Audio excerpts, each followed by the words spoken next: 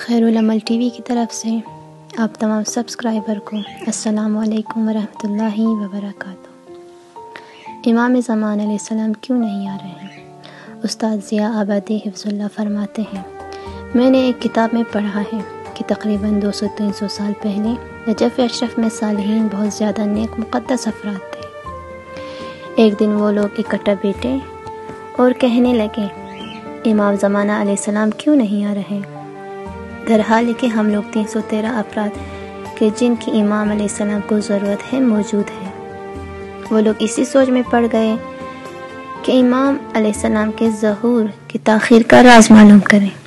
پھر ان سب لوگوں نے یہ فیصلہ کیا کہ ان کے درمیان سے ایک بہترین فرد کہ جو سب کے لیے مورد تائید ہو اس کا انتخاب کرے اور وہ مسجد کوفہ یا مسجد سہلہ میں اعتکاف کرے اور خود امام علیہ السلام سے ظہور میں تاخیر کا راز دریافت کرے۔ ان لوگوں نے اس مجمع کو 2 حصوں میں تقسیم کر دیا اور لوگوں کے بہترین حصے کو پھر 2 حصوں میں تقسیم کر دیا، اور اسی طرح کرتے کرتے آخری پر جو سب سے بہتر، مقدس اور زاہد تھے ان کا انتخاب کر کے مسجد سہلہ یا مسجد کوفہ بھیج دیا۔ وہ چلے گئے اور 2-3 دن کے بعد واپس آ گئے۔ سب نے پوچھا کیا ہوا؟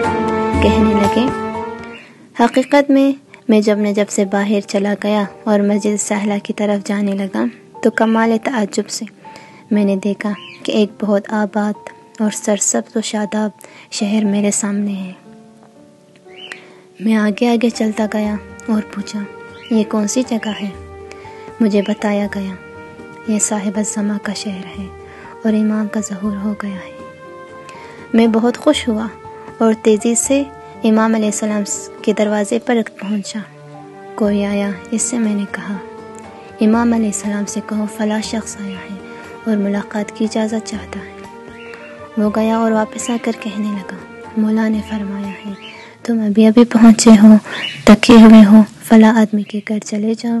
گھر کا پتہ بتایا، وہاں ایک مرد بزرگ ہے، ہم نے اس کی بیٹی کی شادی تمہارے ساتھ کر دی ہے، وہاں رہو، جب بھی ہم بلائے آ جانا۔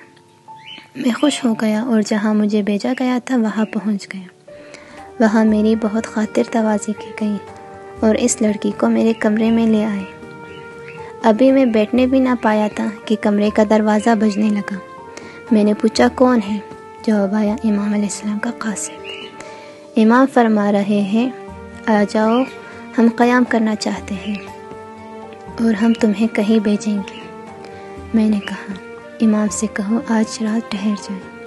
قاصد نے کہا، امام نے فرمایا ہے اسی وقت آ جاؤ۔ میں نے کہا، میں آج رات نہیں آؤں گا۔